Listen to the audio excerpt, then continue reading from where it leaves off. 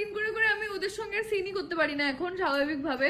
বৌমনির সাথে আবার শোনো না, স্রোত হচ্ছে মিডিয়েটার, স্রোতের সাথে বৌমনিরও দেখা হয়, আমারও মাঝে মধ্যে দেখা হয়, কিন্তু বৌমনির সাথে আমার কিছুতেই দেখা হচ্ছিল না। আজকে প্রচন্ড খুশি হয়ে গেছি তোমাকে দেখে গিয়ে না। আজকে আমাদের ওরা সব ছবি তুলে নিয়ে গেছে, আমরা সব চুমু খাচ্ছি। হ্যাঁ কি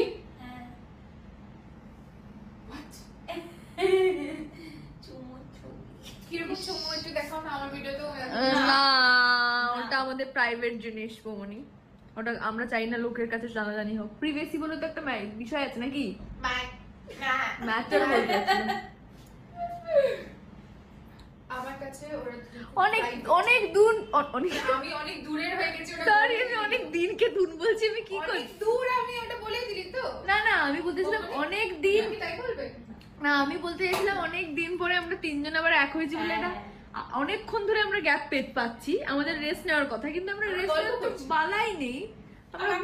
আমি যেন আজকে গল্পটাই করতে এসেছি। আমার সিনে তো যাওয়ার কোনো, আমি সিন দেখছি না। দেখো আমরা একসাথে আসি, আজকে তুমি আমার সাথে এলে না, তুমি আমার সাথে গদ্দারি করলে। তো আগে তুই গাদ্দারি করেছিস, আগে এসে মহিলাদের সাথে গল্প করছিস। এটা আমার ভিডিওতে রেকর্ড থাকলো।